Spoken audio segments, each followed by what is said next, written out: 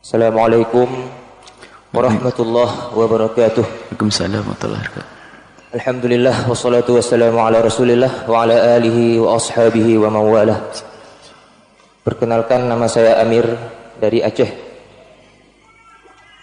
Buya Yahya yang mulia, saya mau bertanya, tadi Allah pernah memberi kabar gembira kepada Nabi Muhammad SAW akan ada 70 golongan manusia yang dimasukkan Allah ke dalam surga tanpa hisab.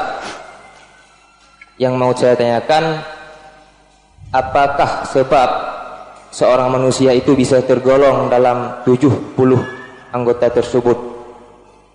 Apa sebab agar kita bisa masuk surga dengan tanpa hisab? Hanya itu yang bisa saya tanyakan kepada yang mulia Buya Yahya. Apabila ada kesalahan mohon maaf.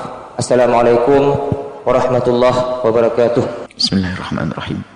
Nabi pernah menyebutkan, "Kullu ummati yadkhuluna al-jannata illa man aba." Semua orang itu masuk surga, kata Rasulullah, kecuali yang enggak mau. Ada menjaba, siapa yang enggak mau ya Rasulullah? Ada orang enggak mau masuk surga? Semua umatku masuk surga kecuali yang enggak mau. Yang enggak mau tuh, Nabi mengatakan, yang patuh kepadaku dia masuk surga. Yang enggak patuh berarti dia enggan masuk surga. Artinya kunci menuju surga adalah patuh dengan Allah dan Rasulnya. Baik, akan tapi kita akan punya kemampuan dalam patuh. Sudah patuh pun masih kurang. Sesaat kita masuk dalam dosa dan sebagainya. Tapi di situ juga dibuka oleh Allah namanya pengampunan. Maka cirinya di dunia adalah orang tersebut pertama berusaha untuk patuh kepada Allah. Berusaha untuk patuh kepada Allah. Karena itu untuk mencari keridhaan Allah. Kalau sudah Allah ridho akan dimasukkan ke surga. Dan Allah tidak rela tersiksa di padang mahsyar. Kalau sudah seorang hamba diridhoi Allah, tidak akan disiksa di alam barzah. Tidak akan tersiksa di padang mahsyar. Dan itulah golongan orang-orang yang bakal meluncur ke surga. Tidak pakai hisab juga karena sudah diampuni oleh Allah. Sudah. Jadi pertama adalah membangun kepatuhan kepada Allah dan Rasulnya. Berusaha dan berusaha. Tapi kita kan tahu bahwasanya sebesar apapun usaha kita kadang kurang di sini, kurang situ. Maka di situ ada namanya menutup segala kekurangan dengan pengampunan. Maka penggabungan dua hal kalau kita ingin selamat. Yang pertama, berusahalah semaksimal mungkin untuk menjalankan perintah dan menjauhi larangan. Dan ini tidak cukup dengan ilmu dan teori.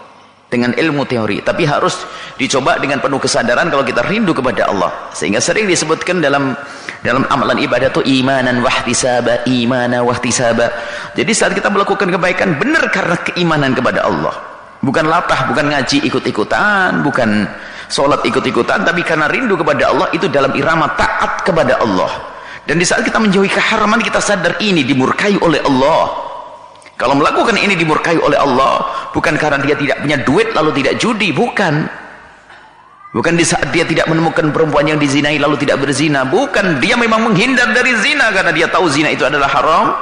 Dia menghindar dari judi dan dia masih bisa berjudi karena dia itu tahu itu haram. Lah itulah ahli surga. Tapi kadang saya masih melakukan keharaman, ada pengampunan. Maka gabungan di saat orang selalu berusaha untuk mendekatkan diri kepada Allah, melakukan ketaatan dan menjauhi keharaman, dan segala kekurangannya ditambal dengan istighfar, mohon ampun kepada Allah. Dicontohkan oleh orang yang tidak pernah berdosa, baginda Nabi Muhammad SAW. Beliau itu tidak pernah punya dosa, tapi beliau itu membaca istighfar di setiap majelis tidak kurang dari 70 kali. Nah, kita ini harus, maka dari itu gabungkan dari kerinduan Anda beramal soleh, menjauhi kemungkaran, plus dan yaitu memperbanyak istighfar, memohon ampun kepada Allah Subhanahu wa taala. Jika permohonan ampun Anda diterima oleh Allah di dunia, maka akan dihapus semuanya. Maka tidak akan masuk dalam timbangan amal jelek, tidak akan menjadi teman jelek di alam barzah, dan tidak akan membebani kita melangkah di padang mahsyar, dan tidak akan merepotkan di saat kita nyebrang siratal mustaqim. Nah itu, maka inilah golongan orang-orang yang akan menuju Allah, menuju surga tanpa hisab, bahkan meluncur ke surga seperti kilat. Nah ini Memang ada riwayat yang bangun malam di tengah malam dan sebagainya nanti akan masuk surga tanpa hisab. Orang itu bukan punya bangun malam saja, tidak. Bangun malam disebutkan oleh Nabi, orang kerjanya bangun malam tapi nyelekit sama tetangga, neraka dia.